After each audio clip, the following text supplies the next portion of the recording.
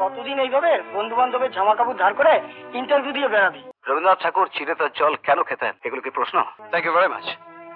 যদি আমি জানি যে ইন টাইম আর কোনোদিনই আসবে না। আপনি এমএ ইন ইকোনমিক্স? আগে হ্যাঁ, ফার্স্ট ক্লাস। আপনি অ্যাপ্লিকেশনে কোনো এক্সপিরিয়েন্স দেননি কেন? না, আসলে এমএ পাশ করার পর চাকরির জন্য অনেক ছোটাছুটি করার এক্সপিরিয়েন্স আমার আছে, কিন্তু কোনো চাকরি পাইনি তো, তাই কোনো জব এক্সপিরিয়েন্স আমার নেই। দ্য স্টোনস টু ডিস্টেন্স মানে কি বলুন তো? কাছাকাছি দূরত্ব। এয়ার পলিউশন কথাটার অর্থ কি? বায়ু দূষণ। আচ্ছা, এমন একটা শব্দ বলুন তো যার মধ্যে 5টা ভাওয়েলই আছে। এডুকেশন, AEIOU, এই 5টা ভাওয়েলই আছে এর মধ্যে। আচ্ছা, এমন একটা শব্দ বলতে পারেন যার মধ্যে এ ভাওয়েলটা নেই? একটা কেন 100টা বলতে পারি। কিরকম? 1 to 100 এই শব্দগুলো কথায় লিখতে হলে এ ভাওয়েলটির কোনো প্রয়োজন হয় না। অগ্নি কি? কোন অগ্নির কথা বলছেন? কেন, অগ্নি করকম আছে? অনেক। মানে ধরুন অগ্নির তো চলতি নাম হলো আগুন, আর আগুন তো অনেক রকমের। ওই যেমন ধরুন উনুনের আগুন, গ্যাসের আগুন, কয়লার আগুন, কাঠের আগুন, দেশলাইয়ের আগুন। আবার এই স্বর্গে একজন দেবতা আছেন, তার নাম অগ্নিদেব। আপনার ঠিক কোন অগ্নির কথা জানতে চাইছেন বলুন তো? আচ্ছা মিস্টার দত্ত, গণেশ ঠাকুরের সুর কেন থাকে বলুন তো? গণেশ ঠাকুরের সুর থাকে কেন?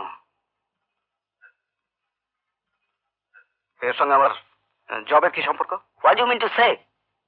রবীন্দ্রনাথ ঠাকুর চিড়ে তার জল কেন খেতেন? নেহরুজির কোটের বাঁদিকে কেন লাল গোলাপ লাগানো থাকতো? এগুলো কি প্রশ্ন? Don't you have the English knowledge? Please speak in English. Excuse me, sir. Just you have uttered wrong English. You should have asked me.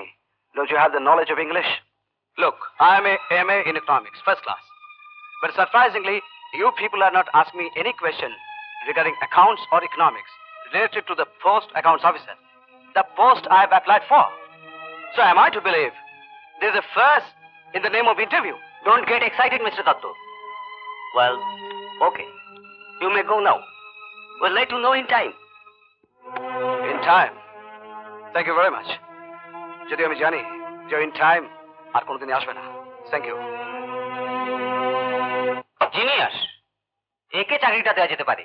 না না না, একে দেওয়া ঠিক হবে না। যা মাথা গরম, আমাদের কথাই শুনবে না।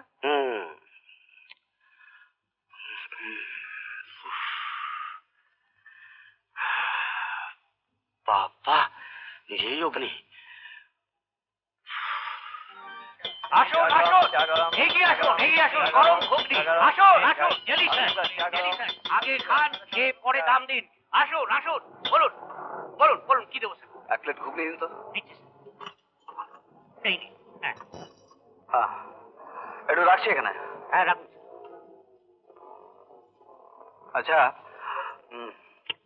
দাদা প্রশ্ন করবো? করুন না স্যার। আপনার ডেলি বিক্রি কত? তা 300 টাকার মতোই। লাভ কত থাকে?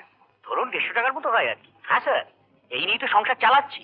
বৃদ্ধা মা, স্ত্রী, ছেলে মেয়েরা, তা 6 জন তো হবেই। ছেলে দুটিকে সাউথ পয়েন্টে পড়াচ্ছি, মেয়েটি ও খেলে। অবিনাশ, এই নে, আর কতদিন এইভাবে বন্ধু বান্ধবের জামা কাপড় ধার করে ইন্টারভিউ দিয়ে বেড়াবি? ও চাকরি বাকরি কিচ্ছু হবে না।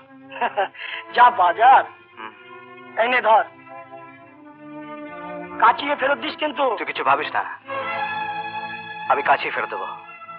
অনেক ধন্যবাদ। বলবো স্যার, এমপ্লয়মেন্ট এক্সচেঞ্জে ঘুরে ঘুরে কার্ডগুলো রিনিউ করতে গিয়ে কয়েক কিলো যখন হয়ে গেল, তখন বুঝলাম বয়স হয়ে গেছে, চাকরি আর আমার দ্বারা হবে না। কতদূর পড়াশোনা করেছেন আপনি? সেটা জেনে কি হবে স্যার? আমি নিজেও সেটা ভুলে যেতে চাই। তো বলুন না। এমএটা পাশ করেছিলাম বাংলায়। এমএ পাশ করে চাকরি পেলেন না? না, ব্যাপারটা কি জানেন স্যার? ইউনিভার্সিটির ওই ছাপ মারা কাগজগুলোর অফিস পাড়ায় কোনো দাম নেই। ওগুলো ঠোঁয়া ছাড়া আর কিছুই হয় না। তাই তো অনেক আশায় বুক বেঁধেই ব্যবসাটা করছি। একটু জল দিন তো। হ্যাঁ নিন। আচ্ছা, এর জন্য আপনার কষ্ট হয় না? হয়, তবে সেটা আমার ছেলে মেয়েদের জন্য। জানি জীবনে ওরা কোনোদিন ভালো চাকরি পাবে না, তবু অনেক আশায় বুক বেঁধে ছেলে মেয়েগুলোকে ভালোভাবে পড়াশোনা করাচ্ছি। এর জন্য আমার অনেক খরচা হয়। ধরুন। ও হ্যাঁ, আচ্ছা আসি আমি। আসুন স্যার, আসুন। এরকম আরো অনেক সিনেমা দেখতে হলে ডাউনলোড করুন ক্লিক অ্যাপ।